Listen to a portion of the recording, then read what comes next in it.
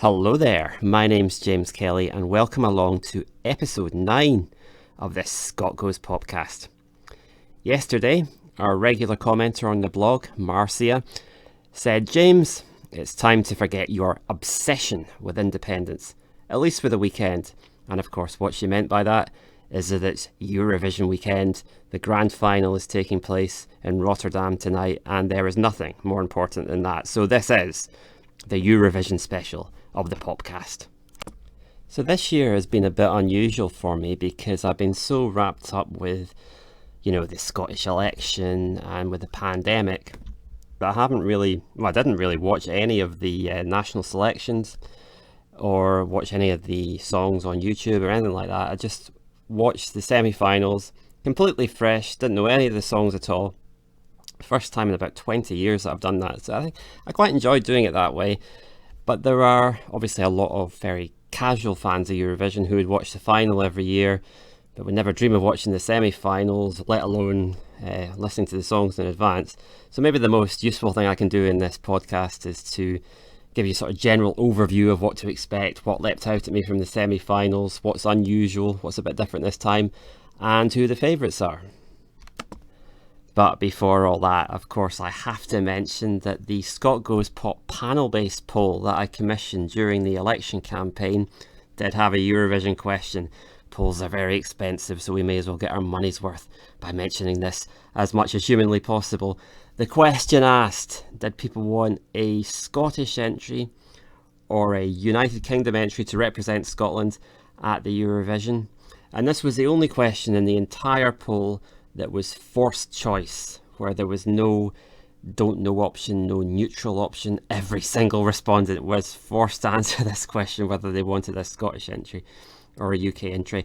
And I did that deliberately because, of course, with it being a Eurovision question, so many people would have said don't know, don't care. So I wanted to know what everybody thought, and the results were fascinating. 60% of respondents wanted a Scottish entry.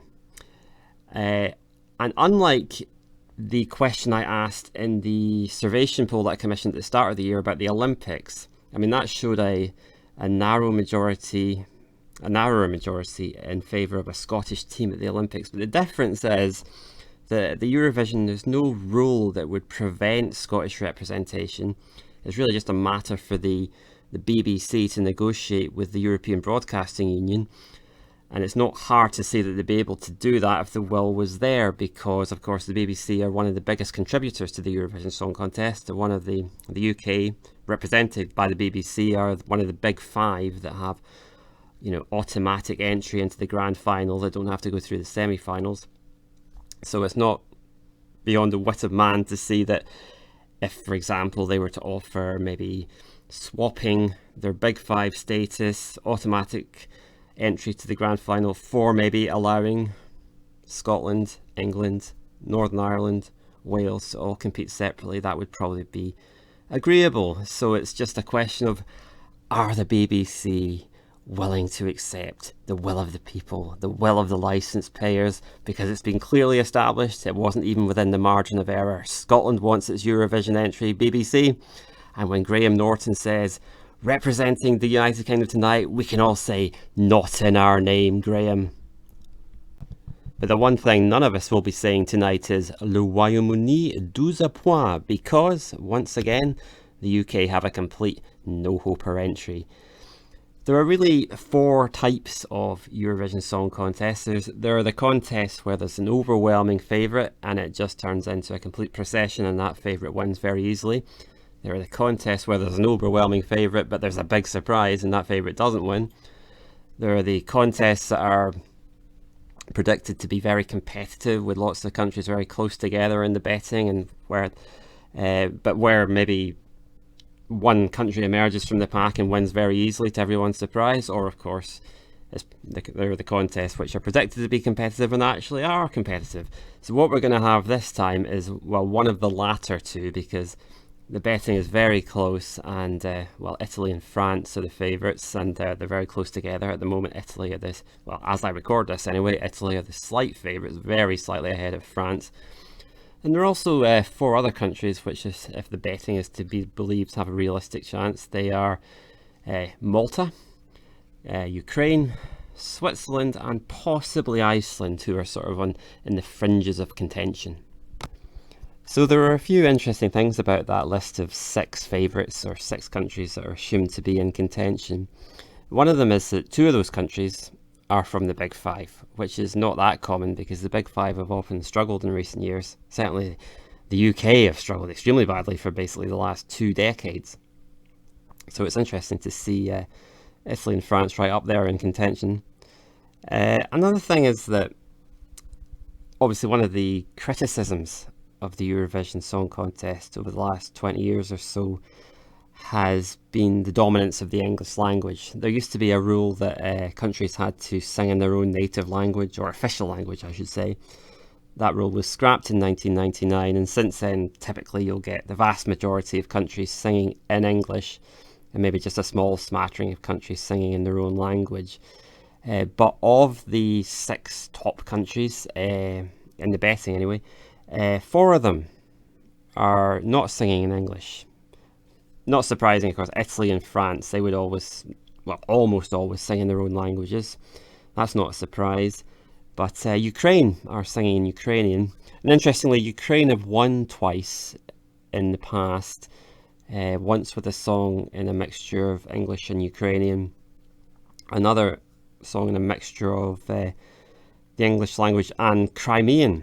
So it's interesting that Ukraine have tended to do well when they've sung in one of their own native languages. So we'll see how they go on this time. It certainly looks perfectly possible that we could end up with a non-English winner, which would be quite refreshing. Oh, and the other song that is, of the top 6 that isn't in English is the Switzerland song, which is in French. So another thing that leaps out is that of the top 6 countries, or assumed to be the top 6 countries, 2 of them are countries that haven't won the contest before, but are stalwarts of the contest, where it's very popular, and they've had near misses but never won. And that's Iceland and Malta. And the Eurovision is wildly popular in Malta, and they've finished second in the past, they finished third in the past, and never quite won. So it'd be a sort of fairy tale. A lot of people would be really happy for them if they finally won. But I don't think they will, actually. I think it's a quirky entry. I can sort of see why it's so high in the betting, but I can't quite see it winning. I don't think the song itself is really quite strong enough. But who knows? I might be wrong. I think it might actually come down to Italy against France. But if that is the case, my goodness, you couldn't get 2 more different songs. So I don't know how we'd begin to work out which is the more likely winner of the 2. Italy is rock, which is not totally unheard of in Eurovision. Obviously, Lordi won for Finland a few years ago, but it's still a bit of a novelty. And on completely the opposite extreme, France, the French entry, is like a journey back to the 1940s or the 1950s with a tribute to Edith Piaf. So which way will people go? I mean, if it's a younger demographic voting and the public vote, you could maybe imagine they would be more likely to go for Italy. But then, of course, there's a jury vote, and would they perhaps be more likely to go for France? And I also think, maybe the French song it's a bit strong. It's got a stronger ending, certainly a stronger finish, and maybe it'll catch people's imaginations more. And yeah, I think if I was going to hazard a guess, I would say maybe we could be looking at a French win this year, which would be the first time France have won since 1977. We think we've got it bad. But of course, I always try to pick out a few dark horses as well. A song that might come out of nowhere to win, and you might get, if you fancy a little bit, you might get really steep odds and make a killing. So obviously what you look for is something that stands out from the crowd, that might get noticed. That's obviously the number one requirement if a song is going to come out of nowhere. So a few possibilities. Portugal, not my cup of tea at all, the Portuguese song, but it certainly stands out. Bulgaria, very sort of gentle song with very intimate staging, that might stand out. San Marino, sort of really standout song, and staging is, well, it leaps out at you. But it's interesting, of course, because that's one reason why it's entirely rational for people to want a Scottish entry in the Eurovision Song Contest, because there's no reason why small countries can't do well. In fact, probably small countries do better than larger countries historically. You know, Ireland are the most successful country in the contest history. Luxembourg were always very successful. When they used to enter, they stopped entering a number of years ago, but they won 5 times.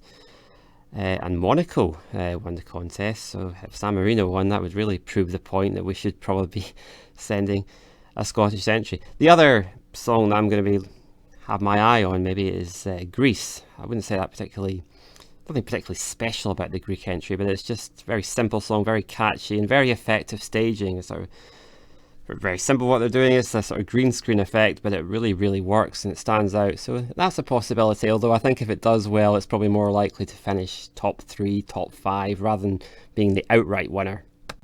As always with the Eurovision Song Contest, there needs to be a discussion about political voting, the potential anyway. Well, we know there will be political voting, there always is, but it might not be too disruptive this time because of the countries that are expected to do best. Maybe only Ukraine are typically a major recipient of political votes. Also, I suppose Iceland, a Nordic country, might get disproportionate votes from its Nordic neighbours, but I have a feeling the winner, certainly if it is Italy or France, there won't be any issue with political voting. Well, maybe Italy will get 12 points from San Marino, but we can probably forgive them that.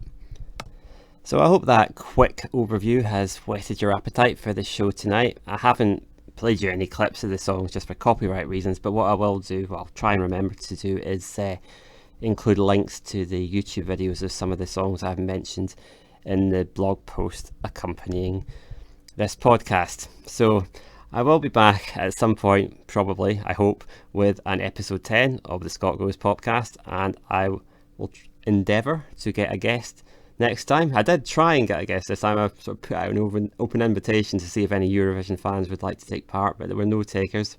Probably if I'd blitzed the Eurovision fan sites, I would have eventually found someone, but I was too lazy to do that. But try and get a guest next time. In the meantime, keep checking the Scot Goes Pop blog for all the latest polling news and political commentary.